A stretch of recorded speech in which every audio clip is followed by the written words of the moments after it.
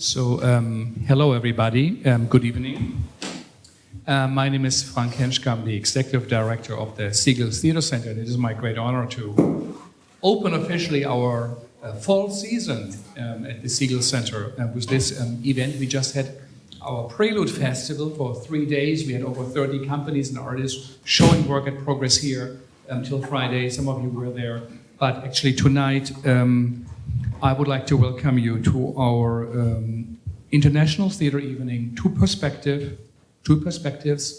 Singaporean and Singaporean American playwritings. And it's our great honor that we have the pleasure to present two readings. One by Damon Chua, the other one will be from Haresh Sharma. And I would like to thank Professor Peter Eckersall here and also student Melissa Wong. We collaborated on this event, and I think it's an area we do not know about, but it is a very, very strong theater tradition. So please welcome everybody tonight.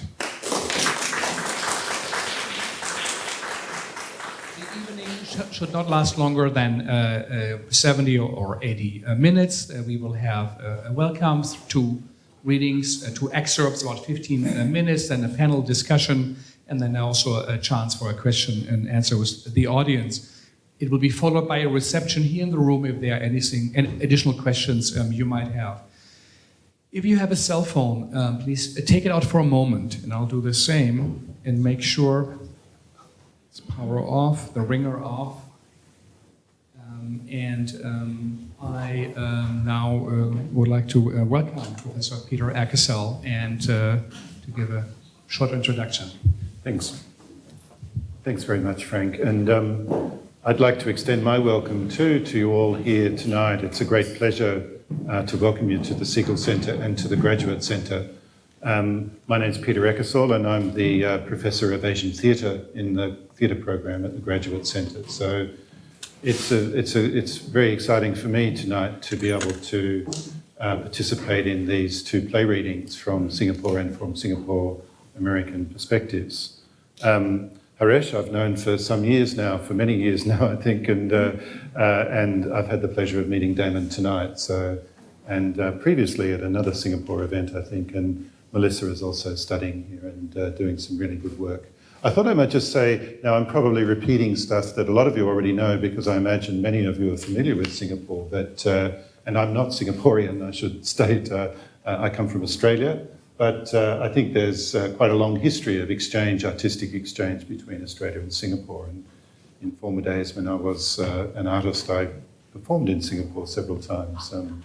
And I've also taught there and done some research there. But Singapore really is a very exciting and interesting place for the arts. It's a relatively new nation. It's going to be 50 years old next year. And it's a nation that sits in a very interesting region of Southeast Asia. It's a nation that negotiates quite diverse cultures, Chinese, Malay, Indian, and other cultures as well, but they're the primary ethnic groups. And those cultures kind of interact in really interesting and fascinating ways within the arts, and particularly, I think, with theatre and literature.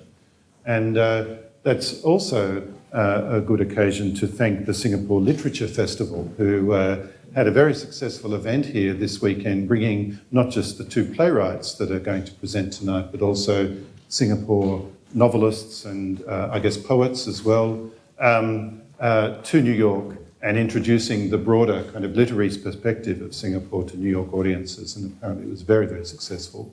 And it's their generosity to bring these artists here that we're able to also invite them here for this play reading.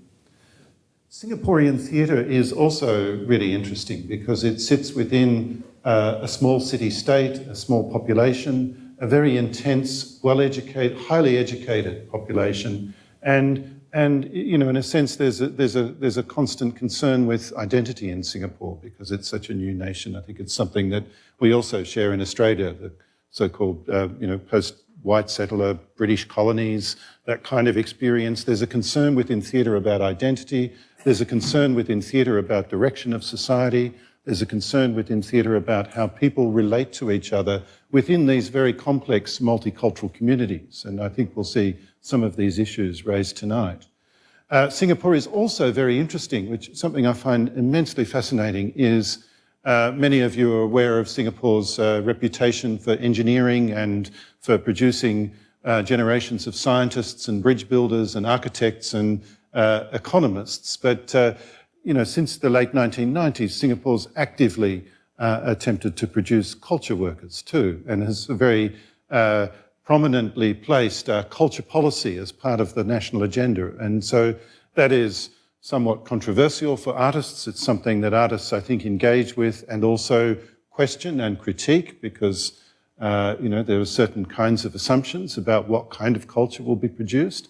And I think in many of the artworks, we see this really fascinating, really intelligent and insightful debate around issues of culture, the cultural agenda, the possibilities of culture to determine the future of a nation, but also the possibilities of culture to act as a kind of bridge to other cultures, to act as a critical perspective, and so on and so forth. And, in such a kind of small hothouse environment like Singapore, we really see the arts functioning in a very exciting and intense way, in a way that in bigger places it tends to sort of get lost into the kind of broader flows of popular culture. So, I think we're going to have a really interesting tonight. And once again, I thank our two playwrights, the actors, the directors, and our colleagues from the literary side of cultural production. And thank you also for including theatre artists in literature. They're very often given a secondary status, and it's great to see that they're centrally placed in the narrative.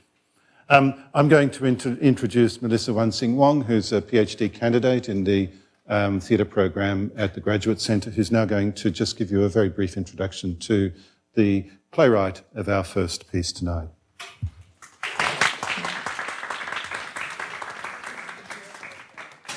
You can all sit down over here.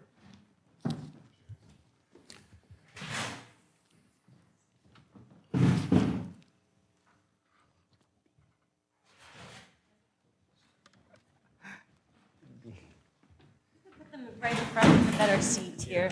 Yeah. There's a seat.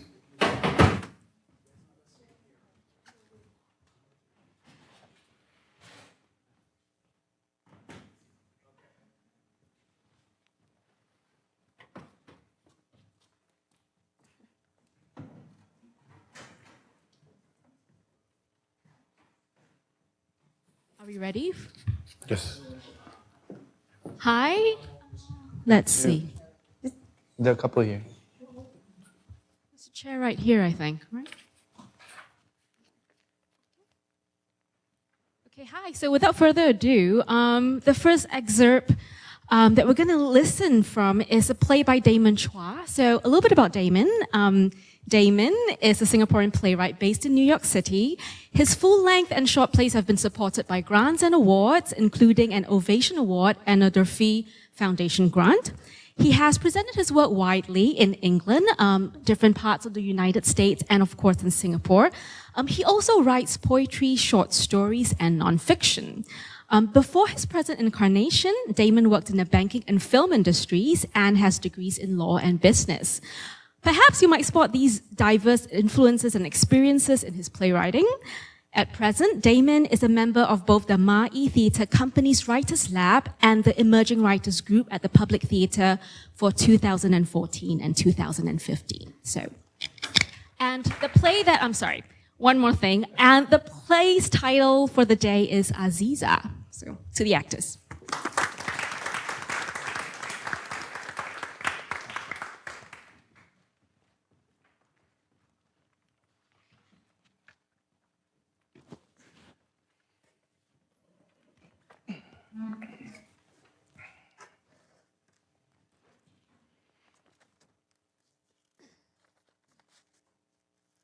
Aziza by Damon Chua. This play is set in Andalusia in southern Spain, which was for a long time part of the Moorish Islamic kingdom of Al-Andalus. Scene 1, silhouettes. Moorish music starts. Lights up on Layla and Ram, sound asleep. Layla stirs. In a dream state, she wanders away from the bed. She sees something outside the window, gleaming in the moonlight. A door slams shut. Music stops. Ram, are you awake? Do you see the moon? Oh, what a beautiful moon. Have you ever seen such a huge moon? Ram wakes. He takes out a notebook and pen. I've forsaken the palm trees, even as the village Muezzin calls. In this darkness we call home. Silver rivers are lost to the sand. Ram, can you hear me?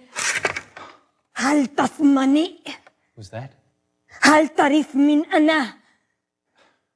There's a spring in the orange desert where Bedouins stare as gnarly trees grow. Their wafting scents do the living beckon, leading children to their lemon quietude. Layla. I'm okay. I'm okay. What happened? The moon. Do you know there are wild animals out there? This woman. There's no one there. You know that.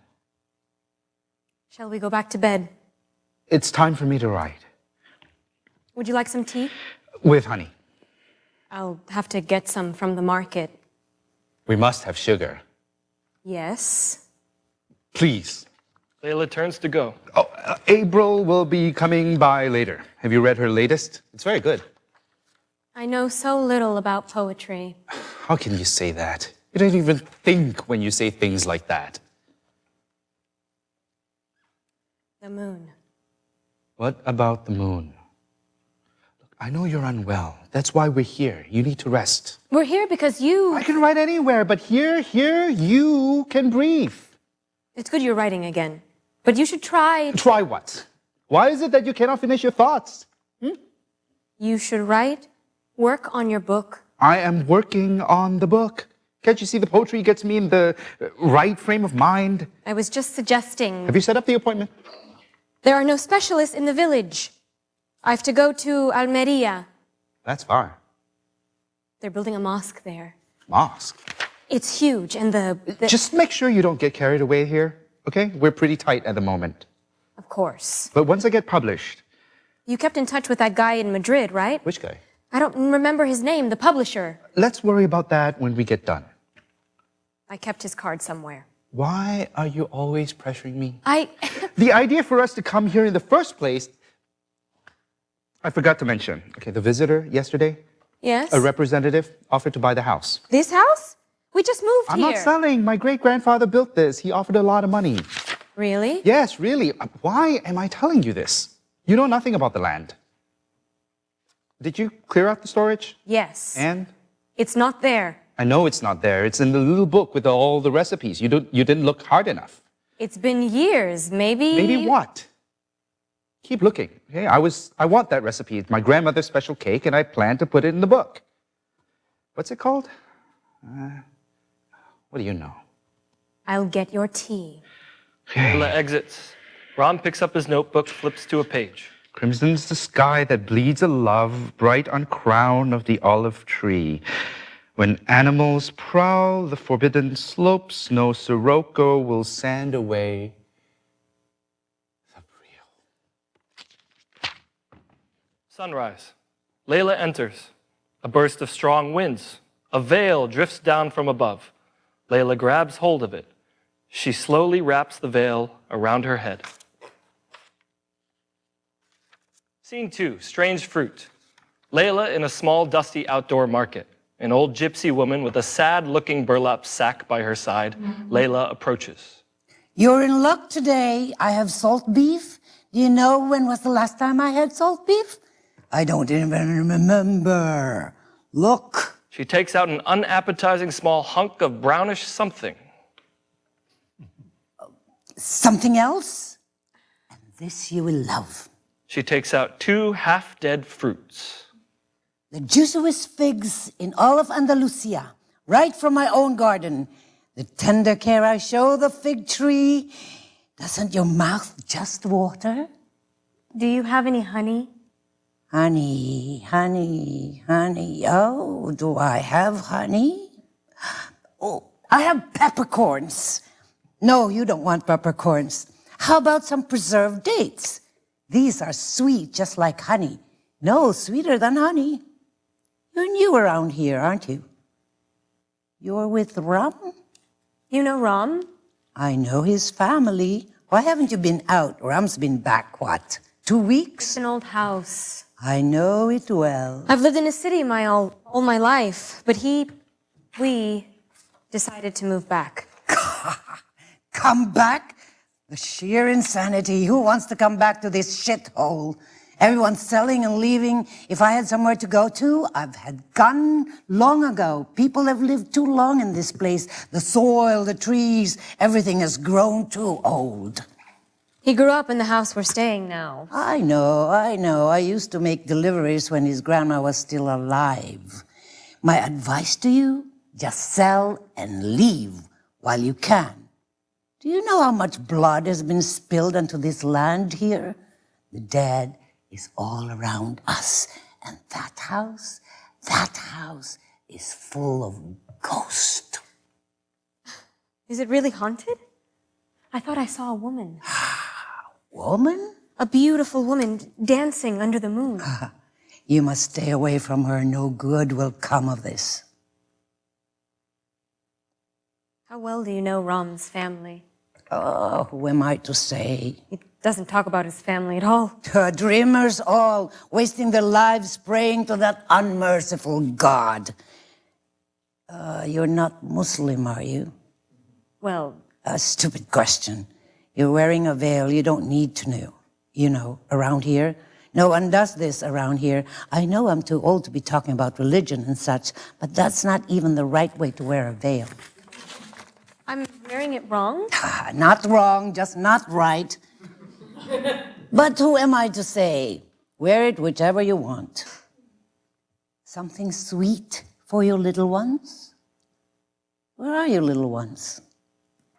We have been trying, but... That's impossible. Ram's family is prolific in that department. He has what, 6 brothers and sisters? 7. His grandma producing babies like vines sprouting grapes. Not all survived, of course, but those who did, equally productive. Good genes, those. What happened? We have been trying. I have something. She takes out an oddly shaped fruit from her sack. Now this is something very special. When was the last time you, how shall I put it, laid down with your husband? Well, You must think me such a meddling old fool, but this is all for your benefit. If you put a slice of this in the tea you make for your husband, he will definitely take a greater interest. That I can guarantee. You don't believe me? Try it out. I don't think I need it. I'm offering you gold and you spurn me. If it doesn't work, you can have your money back. My health is not good. What do you mean? You cannot have babies? It's not that. Let me tell you something. You think those fancy doctors know everything? On the contrary, it's the old gypsy wisdom that does the trick.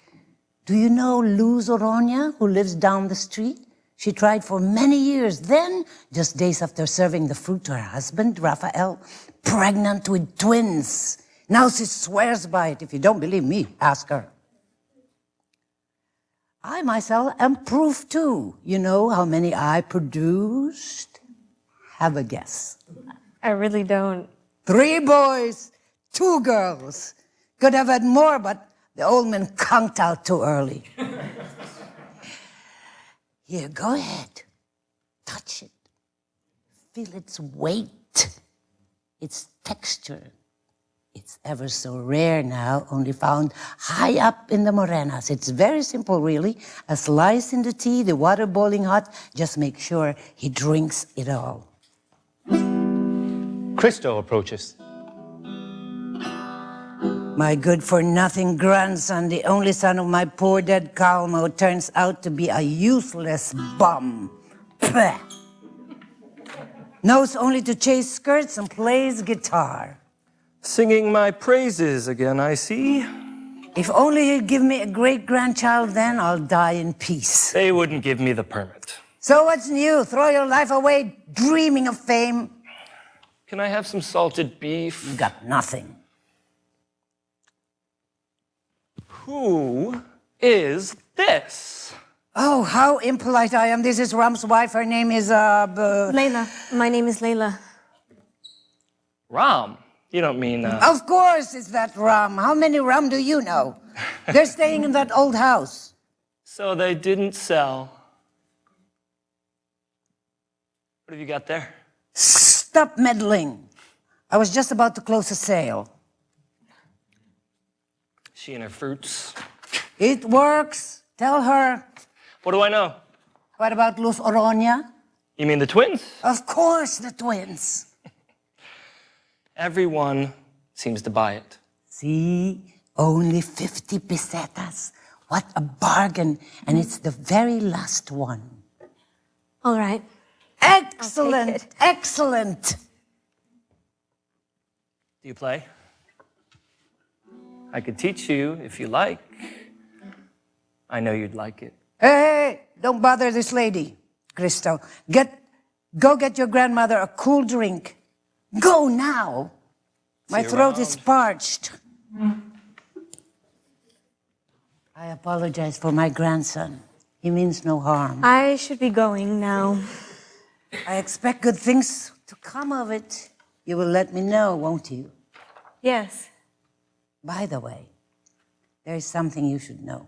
What? Come, nearer. Don't be afraid. Whatever you do, never ever, and trust me on this, never ever breathe in the night air. Its perfume will kill. Scene.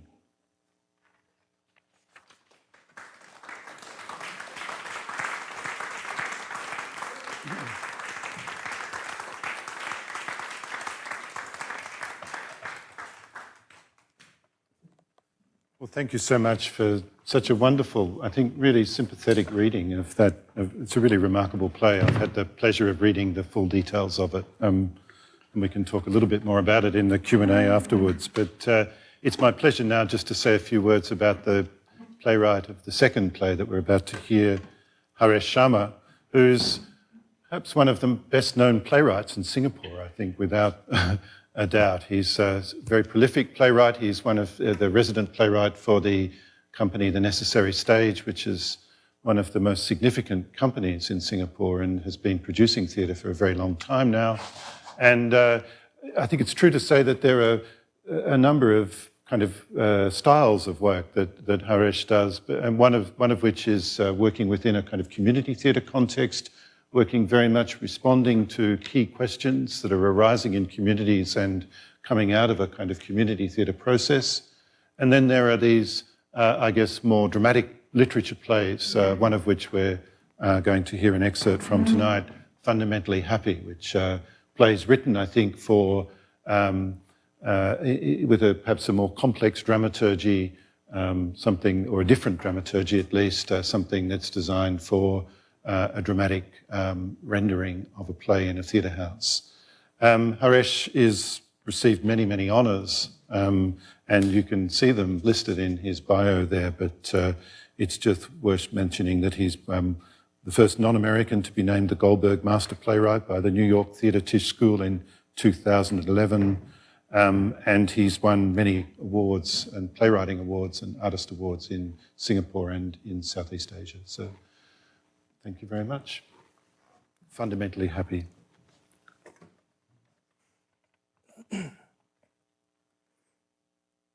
Act 2. A bright sunny day in the living room of Habiba's house. It is not personal, not subjective. One always has to be objective, to be accurate, to be responsible for one's views, one's memories. That's my stand. To report accurately, objectively, and responsibly. It's about truth. And truth which must be spoken, lest people are misled, confused by other views, untruths. I'm merely speaking the truth, Kak Biba, must be expressed in the public domain.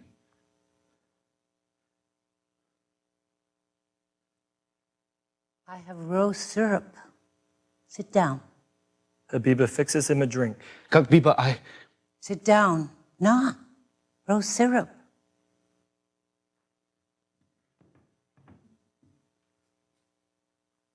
I understand. You are confused. I'm not confused. When you come here last month, I was very... Eric, what you say? All that thing happened so long ago. Even yesterday, I cannot remember what I do. I say I go to the shop, but actually I never go. I look at my son, he's 10 years old, like you last time.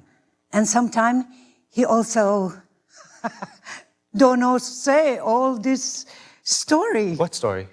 Nothing. What I am saying is... Did it happen to your son? Eric. Did it? Did Uncle touch his...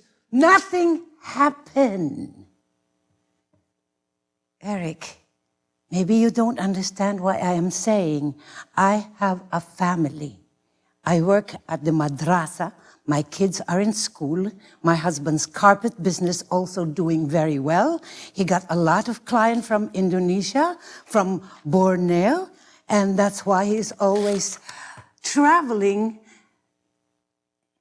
Eric, please stop all this. Look, you see, they take out a computer, they take all our DVD, VCD, it's all Hindu film, Barney, Bob the Builder, all they take. Stupid or not? Huh?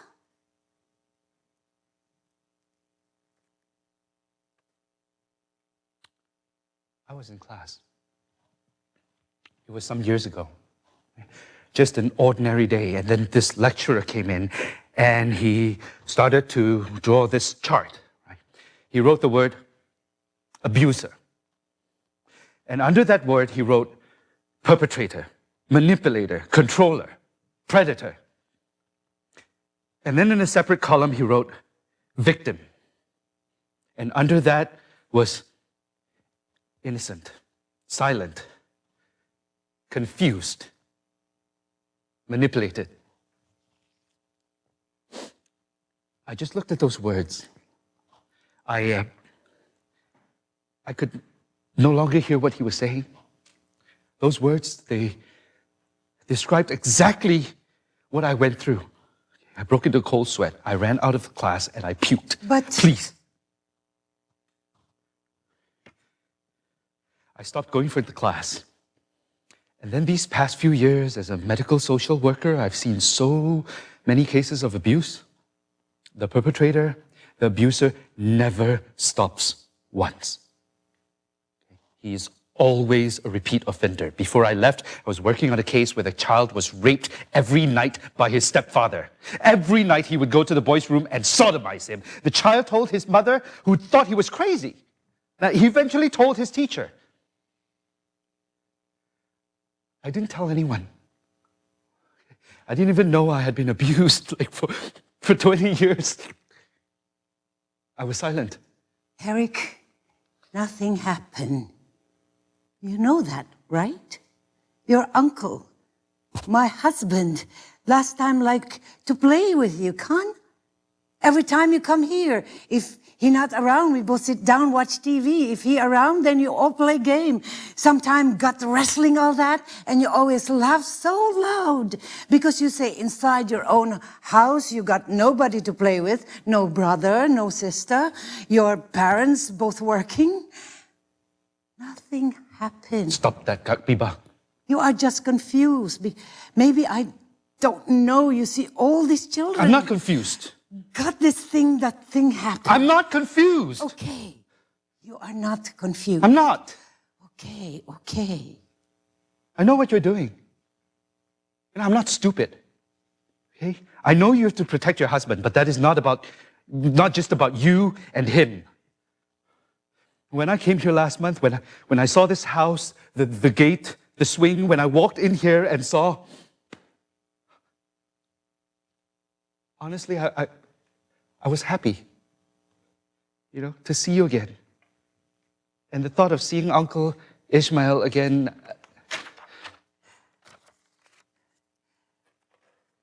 You tell your mother already? Your fiance? And you work in Australia? They've given me some time. What's your point, Kak Biba? Don't call me that. Pardon? Pardon? What pardon? Don't call me Kak Biba. I am not your Kak. He is not your uncle. Eric, you know what will happen? You know or not? The police, they come here. They talk to my husband. They ask him to go to the station. They look inside our house, all our rooms. They take our things. You know what they say? My husband can get life in prison. See? You see? Read what they say. She hands him a document. Investigation for the alleged crime of unnatural offense, carnal intercourse against the order of nature. I come home one day, the police is here. They gave me this. My husband is traveling in Dubai. I don't even understand. I must ask the policeman. He is also Malay. I ask him, excuse me, what is this unnatural offense? Excuse me, what is this carnal intercourse? The policemen don't know what to say also. I didn't mean to... What you didn't mean, Eric? Didn't mean what? He was a Malay policeman telling me what my husband do to you. What you say my husband do to you, Eric. I don't understand. You can explain to me or not why you come back to my house after 20 years and do this. You don't know how they operate. They prey on your innocence, your naivete. Okay? They take you under their care, they rein you in, and then they abuse that trust. They create this whole, they lull you in with their kindness, their care for their own sexual gratification. You're putty in there. Was he there or was he not? Who? You said he was there when the police came. And then you said that he was in Dubai. Yeah, the police come a few times. So the first time they came, he was here? The first time the police came, they didn't take the computer? Eric, what are you doing? Why are you lying to me? The police come first time. They tell us what happened. They say they must investigate and bring my husband to the station to ask him some question. Next time they came, my husband not here. That is when they take the computer. No. You said they took your stuff when he was here. And then Eric! You teach these young children, these teenagers. Do you talk to them about abuse? Or is that anathema to your community? The Biba starts to walk to the kitchen. Okay, Eric. I'm going. This is rubbish. Okay, Eric, you go. Maybe I must call your mother and tell her. You called my mother? I have the number. I got her number. I can call her anytime. Oh.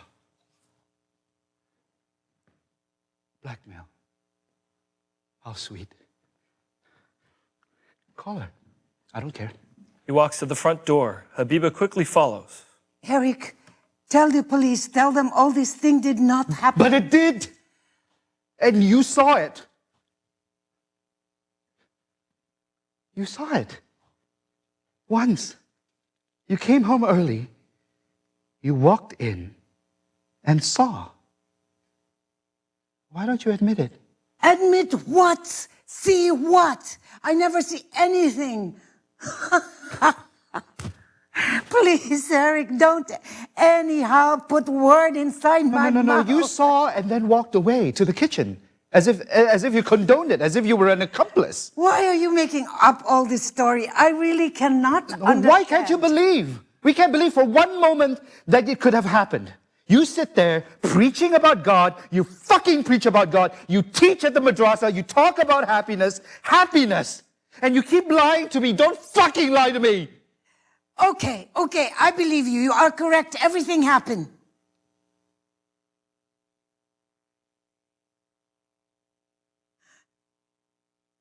"20 years ago. Why? Why you want to destroy my family now? Why you want to send my husband, my children's father, to jail?" Because he's still doing it to other children. He might be doing it to you. Habiba slaps Eric. Eric slaps Habiba. Habiba goes to the kitchen. Eric suddenly goes to the table with an ashtray and a pack of cigarettes. He takes a cigarette and lights it. He smokes. Habiba enters. Eric continues smoking. Then he strokes his hair repeatedly. You always said, you asked me constantly why my hair smelled of shampoo and... Cigarette. Smell it. Smell it. Habiba slowly walks to Eric. Standing in front of him, she smells his hair. Now you know.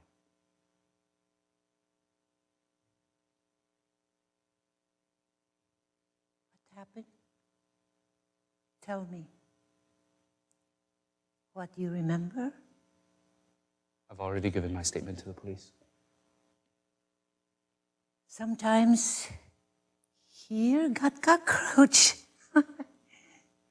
Don't know where they come from. Rashad, my son, he always so scared. That time got one cockroach suddenly fly inside here. We all watching TV. Rashad about shout so loud, and he jumped on my lap. "Mark, cockroach, Mark!" I tell him, "Anak ko sayang, the cockroach so small, so you so big. Why you scared?" I know what you're doing. You say he do something to you. Mm-hmm. Tell me, what he do? When he do? Tell me. I've already given my statement. I also want to understand, Eric. He do this to you. He abuse you in my house. But you knew. I don't know. If I know, you think I will keep quiet? You think I will let him do it to you? You are only a child.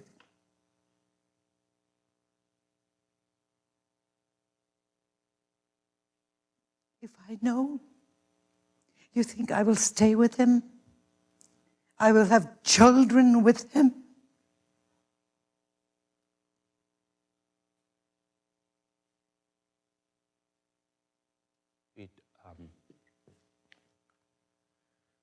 We'd always be alone.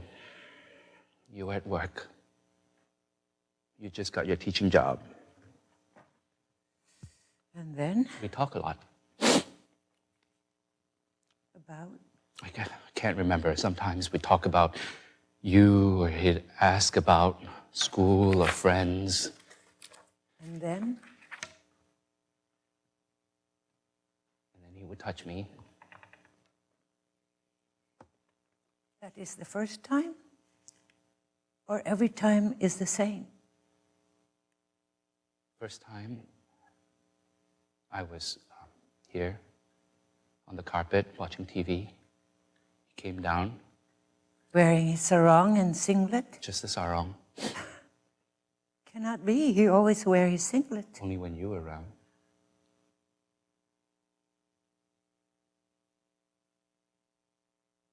And then? Tell me about the first time. Habiba, look, this is... Eric,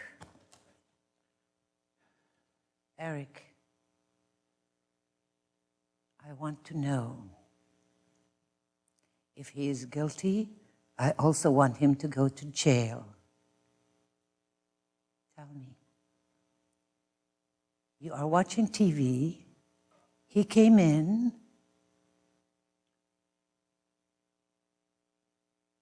He lay next to me, and we watched TV together. Then he started circling my back with his fingers. I squirmed, told him it was ticklish. But he continued. Then he started doing it to my legs, and then my thighs. You never tell him to stop? No. Because? It was ticklish.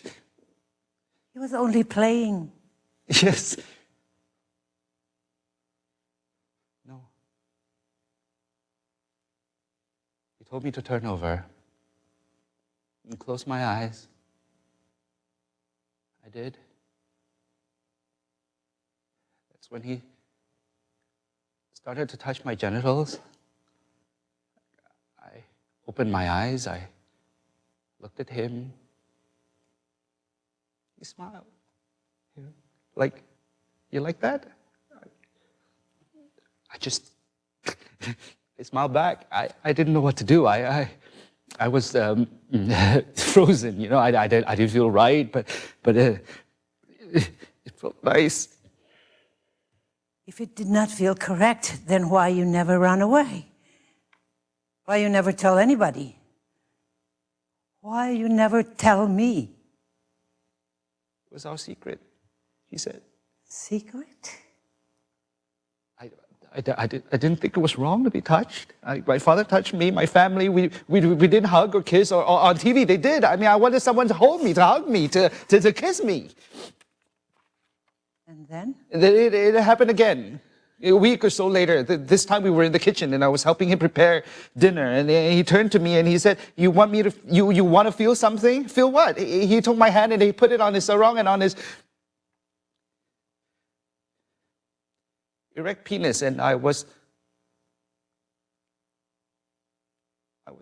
in awe.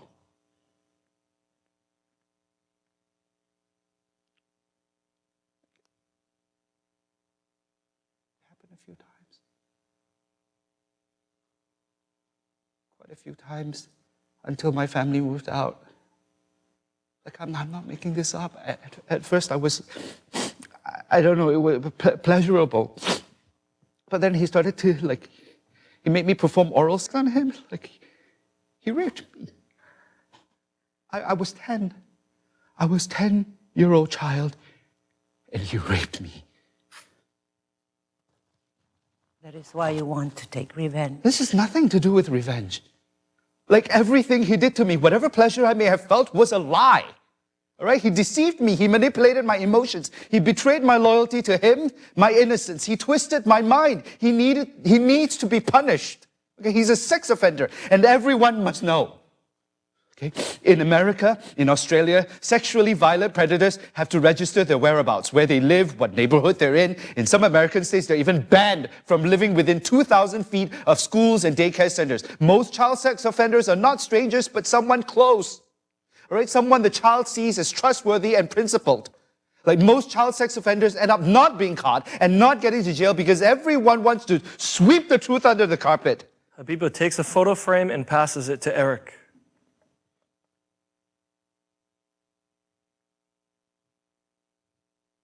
It's me. You see? Your shorts. Yeah, very tight, eh, your shorts? So young, you know how to dress like that. Like what? Like that, La. You were tight. This is what my mother made me wear. Yeah, when I ask my son to wear clothes, he always wants to wear clothes. He always wants to choose. What are you saying? I ask him to wear red, he wants blue. I ask him to wear... Cut the bullshit, Habiba. You seduce my husband. I remember, 10 years old. But you are already, you were tight. You smile, open your eyes big, your lips so red, your skin so smooth.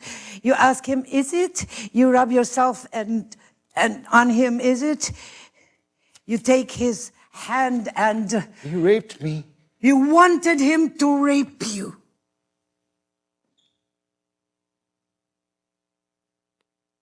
Tell me, Eric. Tell me. From your heart, you like him, right? He was my uncle. Uncle Ishmael. You like him? Yes, but... He's a handsome, correct? Yes, but... You like him. You want him. Want him? You still want him? Now? You still want him now? Habiba. I am his wife. But remember, you're always so excited when he's coming back from work. Kabiba, what time Uncle Ishmael come back? Kabiba, I put his plate on the table for him. I put the rice for him. I know how much he like. Remember? And when his dinner finish, you bring his vitamin for him. Uncle Ishmael, you must eat your pills. You wanted to wear my apron. You wanted to cook his food. Eric, you wanted to be his wife. I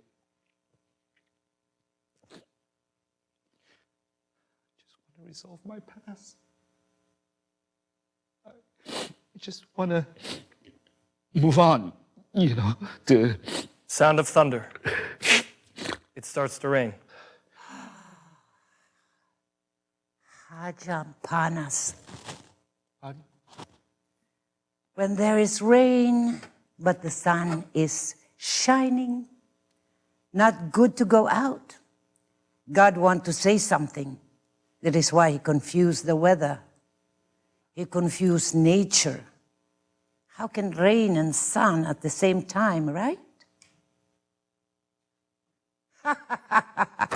I read a lot of people who are molested when they are young. Later, they also molest. Stop that, Habiba. How is your fiancée? She's fine. What's your point?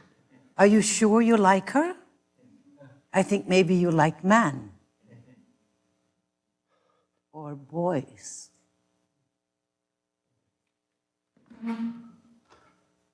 Your father.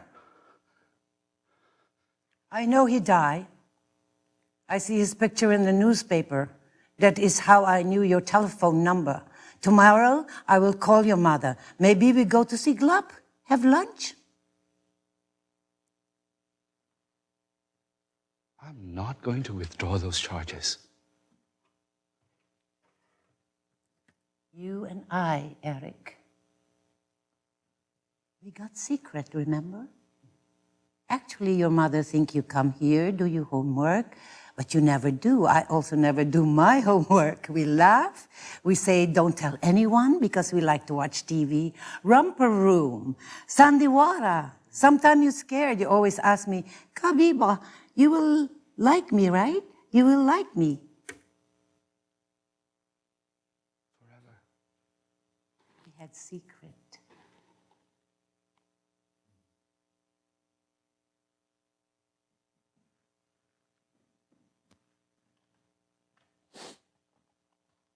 Uncle Ishmael and I, we had our secret too. He started to cry. There was one day when I told him, I said, I want to tell Kapibar. And he said, no, sayang, don't tell her. If you tell her, she will die. No, Uncle. I don't want her to die. Then don't tell anyone. This is our secret. He cried. He said, sayang me, Eric. And I held him. I kissed him. I took care of him. I did whatever he wanted me to do.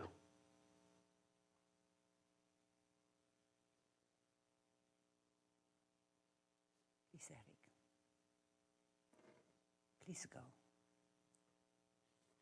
Please go.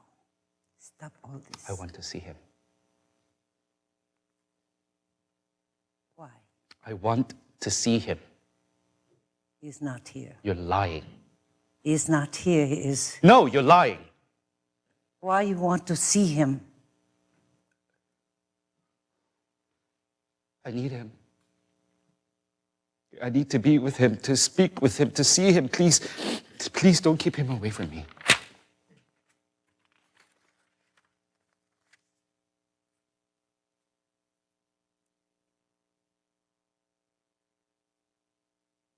He's upstairs. He's waiting. He's waiting for you. The rain stops. Lights fade.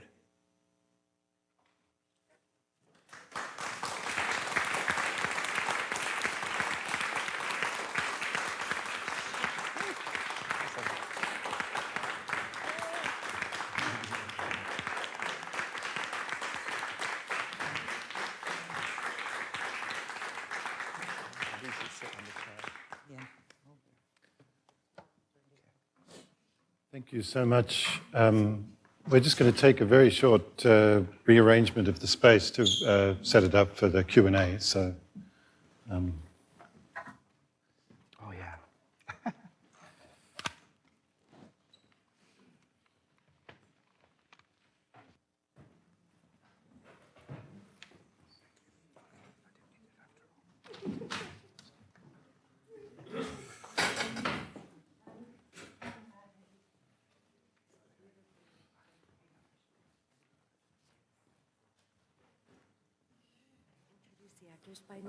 I will.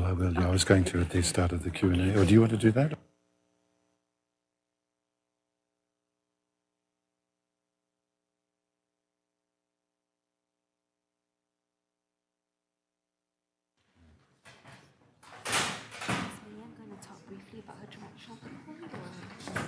We'll just include her in the conversation in the Q&A. Well, I might throw her a question, yeah. Just, yeah, it'd be pretty, yeah.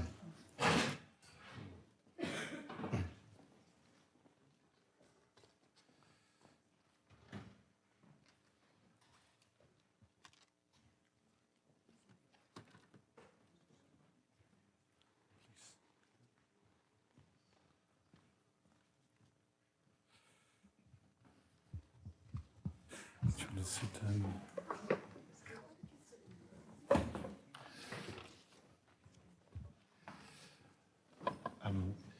Can we ask that you use the mics because we're actually live streaming? So yeah. So can you use the mic when you speak because we're live streaming? So yeah. Well, thank you very much, everyone. Before I introduce our panel here, I'd just like to briefly acknowledge the performers. We've just had some really wonderful performances.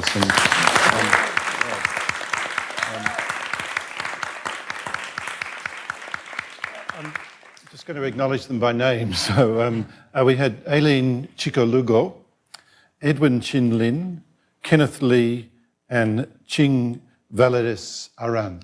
Exceptional performance. So, thank you very much. And on our panel, Melissa, we've already introduced, Haresh Sharma, the playwright for the second piece, Fundamentally Happy, Mei-Ann Teo, who wrote the first piece that we heard tonight, and Mei-Ann Teo, who was the wonderful director of the two play readings today. Exceptional work. Thank you very much. So we have about 15 minutes or so to have a conversation about the works, and we'll begin by asking a few questions, but then we'll also open it up to questions from the floor. If I could ask you to use the microphone when you do ask questions, because we're actually streaming this to the web for the Siegel Centre website, and you'll be able to access this piece afterwards and see yourselves again.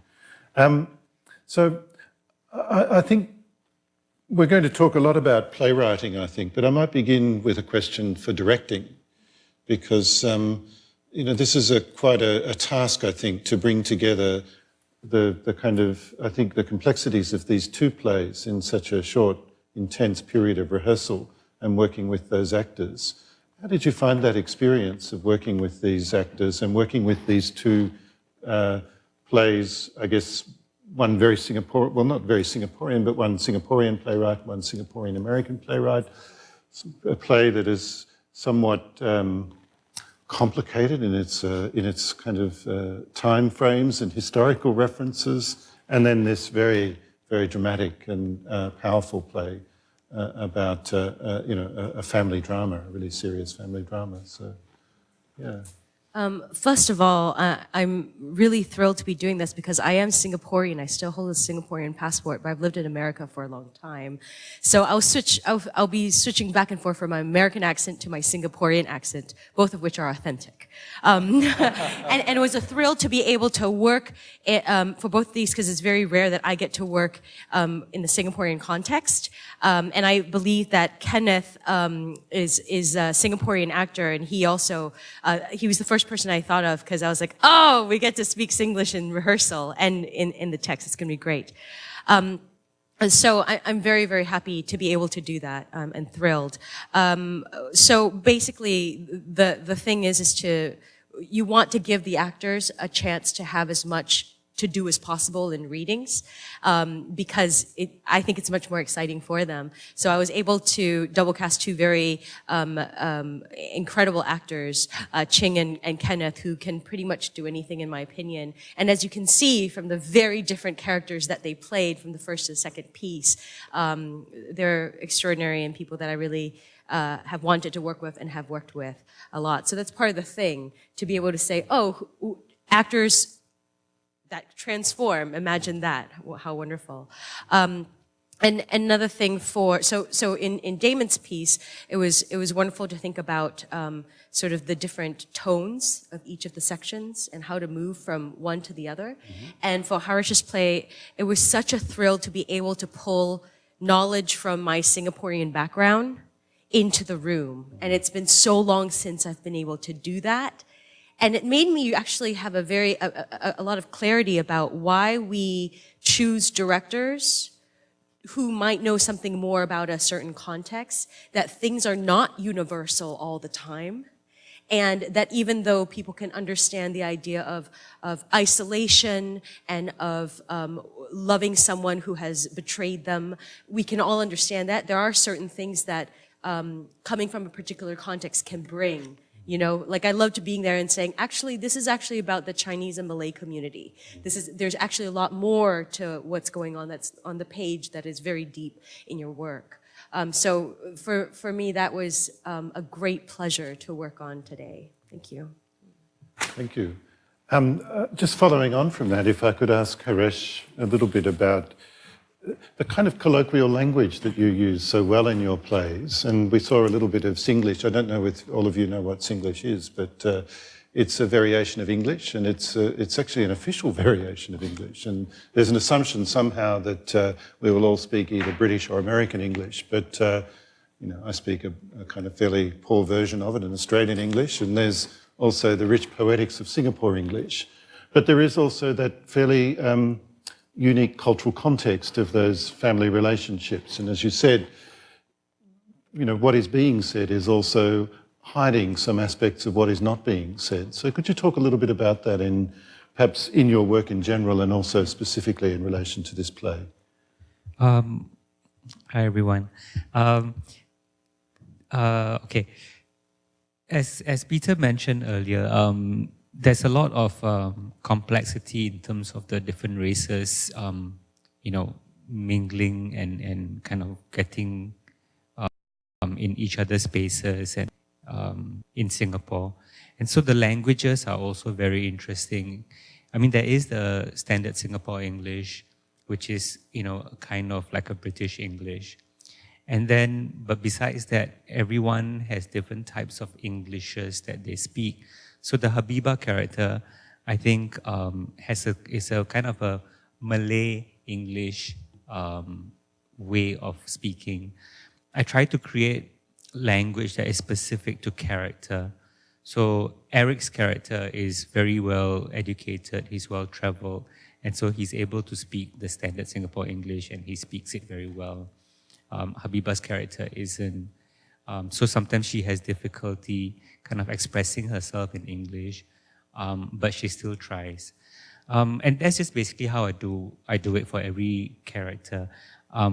Because they're so different, if Eric had been a different character, he would be speaking English in a different way.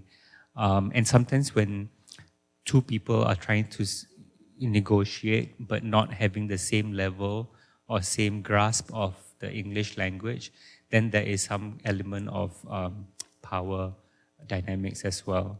And so there's a bit of that going on in that conversation. But without having to beat the audience over the head about it, it's kind of there. So yeah, it's a very kind of realistic approach to language and character because it is so complex in Singapore. And this is basically very much English. A lot of my plays, they also switch languages. So you have characters kind of speaking in a bit of English, sometimes a bit of Mandarin, or sometimes using a different syntax altogether because of Singlish, which is a different register of English. And sometimes I write in English, but the lines are translated into different languages because, again, for example, if you're playing a maid who's from Indonesia and she's speaking to her friend, she'll be speaking in a dialect, an Indonesian dialect. So we'll find that dialect, we'll get a translator, we'll translate it, and the actor will speak it in that dialect. And we'll just, So some of the plays that I've written have 3-4 different languages or different varieties of Englishes. And I find it very exciting, working in that context. Melissa, do you want to ask any questions there? Sure.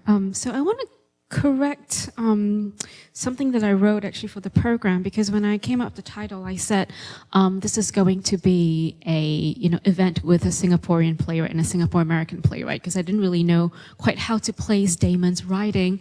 And then we had a conversation, and he said, you know what, I don't really see myself as Singaporean-American, and there isn't really, a corpus of Singapore-American work, playwriting, right, to call myself that. So with that in mind, I would like to ask Damon, how would you place yourself then? You've been working abroad for many years. You don't write specifically about so-called Singaporean issues, but, there are influences, I guess, from the way you were educated. So how would you place yourself in contemporary playwriting milieu? Sure.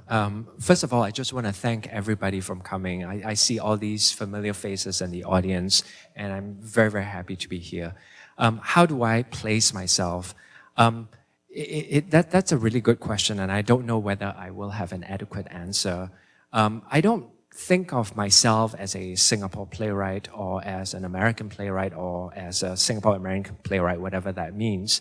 I just write whatever I'm interested in, And so the piece that you saw was set in southern Spain, had Moorish characters, had gypsy characters. So, I'm drawn to an issue. Perhaps it's an issue about differences in races in this case, which could, have resonance in Singapore. I write about history. I write about a lot of different things. So in a sense, how I'm placed is more a factor of how people see me rather than I see myself.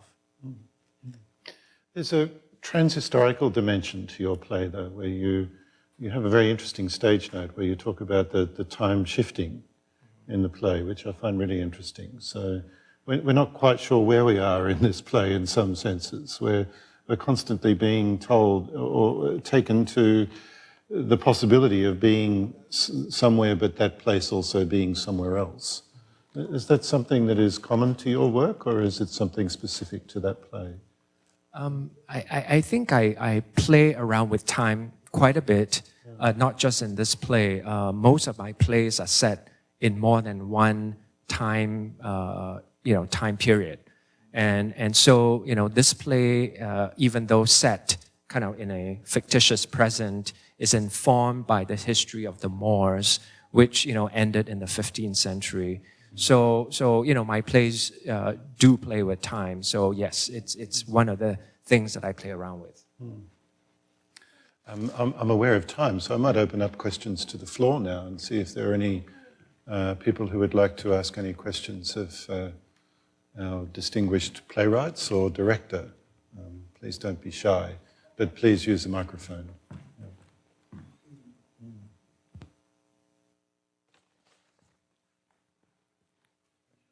Sure. Okay. So a really quick background. I spent a couple of years in Singapore studying and then working and going to a lot of theater. And I believe it has one of the most vibrant English language theater communities and really interesting plays that are happening that the rest of the world doesn't know about. What do you guys think it will take for Singaporean theater to emerge onto the world stage as a viable and exciting, meaningful part of the theater world? To anybody.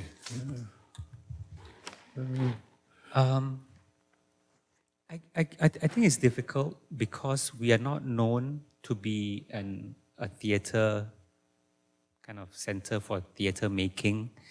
We are not known, we are not known, period. And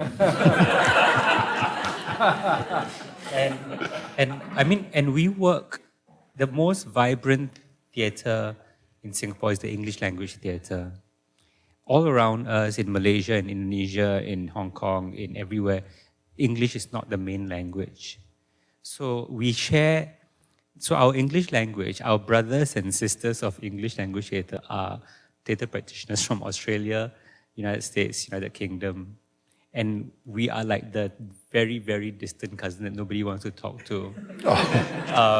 Because I guess they just don't find anything interesting about us. Whereas works written by Australian, UK, and US, Canada playwrights can be quite interchangeable. Like, something does well, they'll stage it in the Sydney Rep or, in somewhere in the National and so on. So, and our work is very different as well because, like I say, it's very multicultural, it's very multilingual. A lot of the work is also quite interdisciplinary at times. So I think it's just one of those things that, as soon as at some point people might be more interested, but at the moment I don't think that will happen very soon. Question for you, Haresh. I remember you were here a couple of years ago and you presented a play at NYU and you said, I write predominantly for a Singaporean audience. I'm inspired by Singaporean stories, but I'm really happy if these stories could travel. I know that the Necessary Stage, does travel to international festivals. How has the reception been for, the work of Necessary Stage and your own plays, of course? It's been good. And also, not just traveling. Singapore has 25% of the Singapore population comprises non-Singaporeans, like a lot of foreigners living in Singapore. So they do come to watch our plays, and they feel like they understand Singapore better by watching the plays that are written by Singaporeans, as opposed to by reading the newspapers in Singapore. Yeah, so the same thing when we travel as well. So, and I think they like that there is something different about it, be it in the characters, the language, the context, the situation. So I like that there's a specificity about the way I write, but there's also a universality about it in terms of how it can transcend, regions and so on. Yes. Do you feel that you were writing about a subject that you cannot really talk about in Singapore society? No, not really, because it got staged and it had very positive responses. But I think it's not something that generally people want to talk about, regardless of what society we are living in. That's why I was interested in it. Haresh, you're probably too modest to say, but your play that was staged, Fundamentally Happy, won the best original script for the year, right? In Singapore, was it? Yeah. So I guess people were impressed by the play. Any more questions? Damon, I'd be interested to hear a little bit about your experiences of writing in the States and working with so many theatre companies here. How have you found the reception of your work here, and how do you feel that people understand your work? Do you feel they relate to it in a particular way? Sure. I'll try and answer that as best as I can. I think it relates also back to what Drayton was asking. I am a Singaporean. I grew up there. I came to this country 15 years ago. And for half of that time, I wasn't really, working as a playwright. I was doing other things, as Melissa has mentioned. So I think, being a Singaporean, you are faced with a lot of interesting issues. Singapore is undergoing a lot of changes right now, which, even though I'm afar, I'm monitoring. And I believe that these issues are, somewhat universal about freedom of speech, about changes in social value, etc. So I think, the success of the local Singapore scene is actually maybe preventing, playwrights from going abroad and speaking, having a voice abroad because, it's so successful in Singapore, there's such a big audience, etc. For me, I guess, I try to use whatever, passions that I have or any issues I want to grapple with and translate into a, more neutral setting. For example, the play you saw was set in Spain, which is neither Singapore nor America, but was written here. And so I use a neutral setting to infuse with certain issues that I want to grapple with. And I write those plays, and so far so good, I guess. I'm sitting here, and I'm having a off-Broadway production next year, so it must be working. Yeah, it's excellent. Yeah. One more question, or are you wrapping up? No. Just my question. In Singapore, to what theater do you look up to? What playwrights are influencing you? Is this British or American, or is it French, German, Russian? What are you reading or listening to? What's on your theatrical iPod? You mean now? Generally.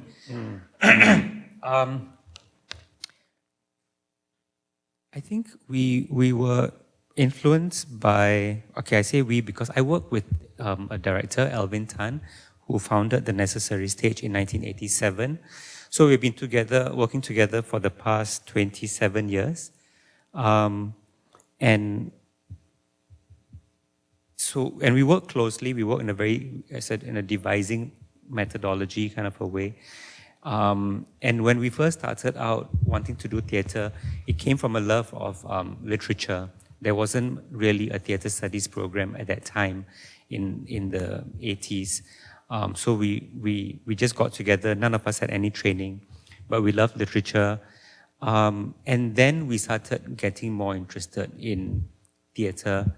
And I guess our earlier influences would be Carol Churchill, Brecht, and the usual, Chekhov, Ibsen, Shakespeare, and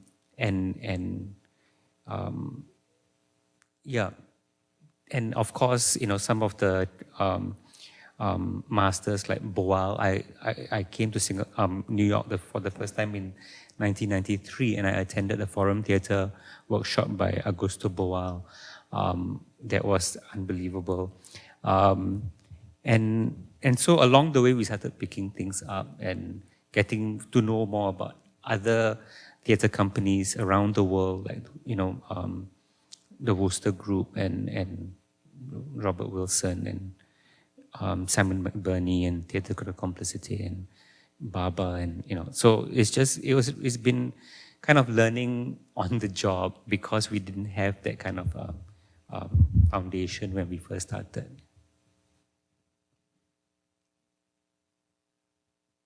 Well, on that note, I might thank our panel very much for your efforts tonight. I'd like to...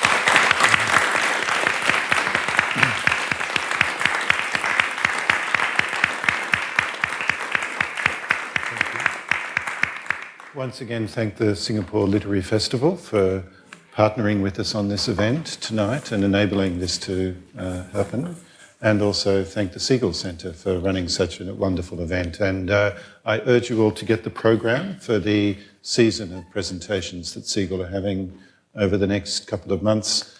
Also, Haresh has some plays out in the foyer on the table there, if you'd like to look at them. And I also invite you to stay around for our reception, and you can talk to all of us in person. So thanks again.